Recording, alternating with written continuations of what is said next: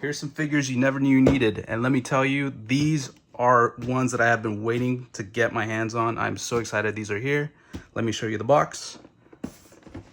That's the top, sides, back, other side, and finally the cover. Let's open it up. So right out of the box, you get this illustration of what seems to be a screaming skull. It looks really awesome. You remove that and then you get the 3 figures. I got the 3-pack and all 3 figures look the same, so I'll be reviewing one. They all come with the same accessories, same detail. And look at this detail. But first, let's remove the packaging. Oh man, where do I get started? The paint application on this entire figure looks amazing. The gold accents on the chest, the green of the pants is like perfect. You also get really nice gold detail on the buckles, pretty much over the entire body. You get the UNKVAL design or the logo there on the shoulder pad, and the silverized backing with accents of gold pretty much throughout the entire figure look phenomenal, man. This figure is so good.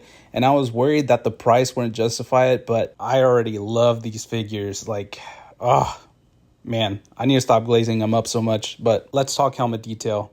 You can see a little bit of the teeth there showing, and I'll show you guys with the other head sculpt what it's supposed to look like with the helmet off. But this head sculpt gets all the praise from me too, because the little gas canisters, the detail of the eye optics, and the little radio are all top notch. One really cool feature about these figures is that the lenses and the little green button on the chest there is UV light reactive. It looks really cool. Even the one in the background is lighting up. It's pretty sweet. All right, let's talk accessories. So right behind the figure, you get this stand. Each one comes with one. I'll be trying it out later. And each figure comes with 4 additional hands. You get a trigger hand. You get a hand for holding the blade and hammer. You get these grasping hands to, grasp. And last but not least, you get 2, count them 2, pull my finger hands. And moving on to the rest of the accessories, you get a bunch of stuff. The additional head sculpt is here, but we'll start with this drone. This drone looks disgusting.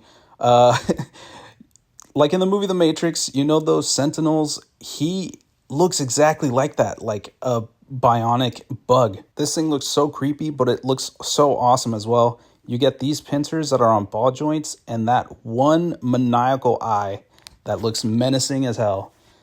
Moving on to the wings, you get these translucent bluish tint wings that are on ball joints as well, and you can move them around to adjust to make it look like he's flying. You also get a pincer on the back that works kind of like a tripod, so if you want him landing somewhere, he can. And back to the creepy eye, it's also UV reactive, so let me turn off the light and show you guys what it looks like. And the UV paint application makes it look like it has a halo for an eye. It's very mechanical, very cool. And overall, the details on the drone are on par with the rest of the figure, so they complement each other very well. The pincer ball joints can do a full 180, so you can adjust them however you want. Now moving on to the rifle. The accents on this weapon look amazing. It's very on par for the figures as well. You have really clean paint applications all throughout the weapon. And moving on to the next accessory, which is the hammer. I know you can't tell through the video, but this hammer is lightweight and it's just going to be fantastic for posing.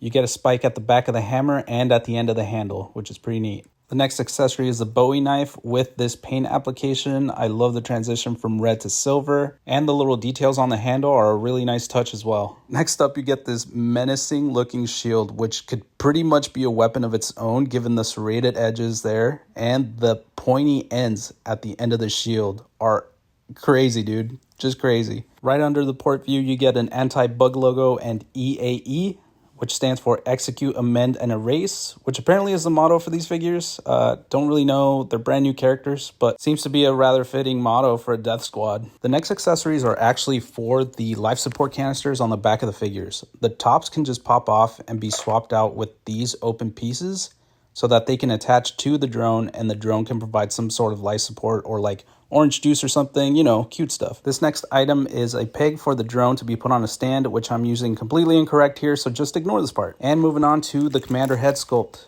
and it looks amazing. It looks like a skull under a helmet, which is really cool. The visor doesn't have optical lenses, it has spikes. That's how awesome it is. And it does have a unique paint application, which makes it look like a rotting skull under there. So we'll swap out the heads to see what it looks like. Adjust the ball peg a little bit to make sure it sits well, and bam, just like this, he looks menacing as hell. Really cool. And I know you didn't ask, but yes, the one eye is UV light reactive. So let's see what it looks like under the UV light. And the camera doesn't really do it justice, but in person, this thing is bright, so it's great for displaying under UV light. And the last accessory are these hoses, which connect the drone to the figures themselves, and they're wrapped in a specific way because they're kind of sticky, like they stick to each other. And the reason being is because these wires are just wrapped in like a soft plastic, so it's just something to watch out for. And finally, a manual with extra pegs. Now moving on to articulation, which I'm very excited to show you. The head can look down about this far, and it can look up about this far. So not bad for up, really good for down. The head is on a double ball peg, and the neck is on a ball joint, which can move side to side just like this. Now for chest articulation, you can move back about this much just with the chest, but if you add the full torso, you can move back a little bit further, so right about this much. So not bad for back.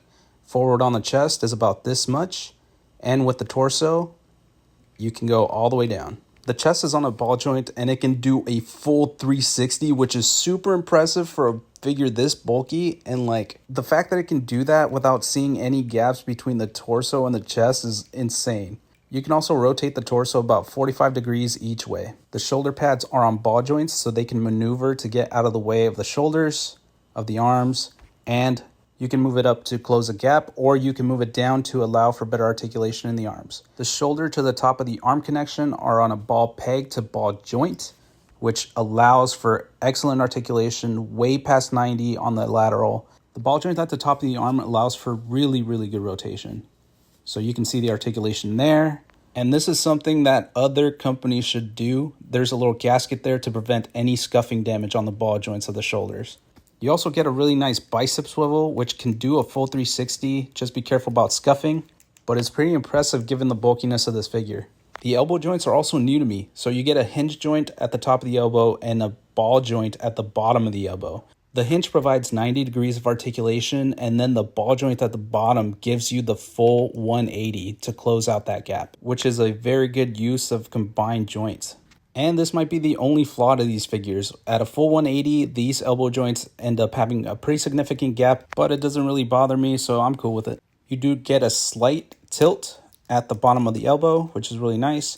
And for hand articulation, you get this joint that I've also never seen before. It's new to me, so you get a ball peg at the bottom and a ball joint at the top, which allows for better articulation with bulkier hands.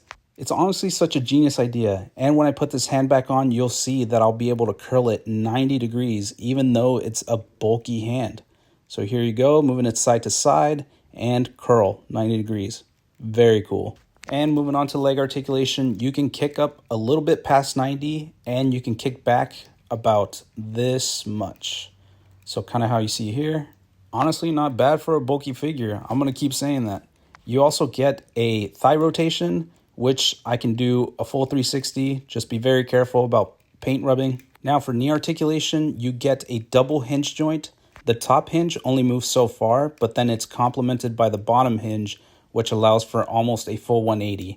To get a full 180 on the leg articulation, you also have a calf joint that allows for closing that gap.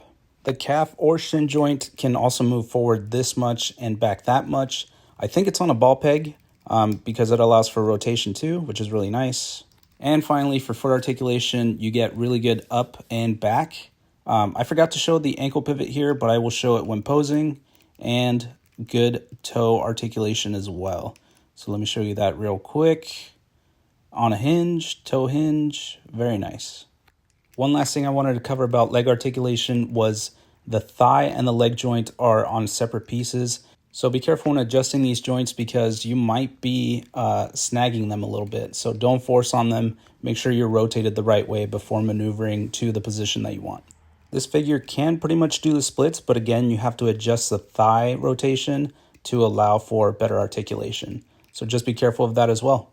And some quick key points that I missed are the ankle rotation. So you can do about over 45 degrees on either side. And one major thing that I did not know before is that you can adjust the drone eye. So I'm carefully using the end of the hammer to adjust it. And to be honest, it just makes it look that much more creepy. And that wraps up the articulation. So let's do some poses. These figures are the UNKVAL Eliminators made by a brand new company called Sexy Ice, but don't let that fool you because they just changed the game. Everything from articulation to detail to accessories, this is how figures should be done, and these are some of the best figures I've had on hand. So without further ado, enjoy the rest of the poses.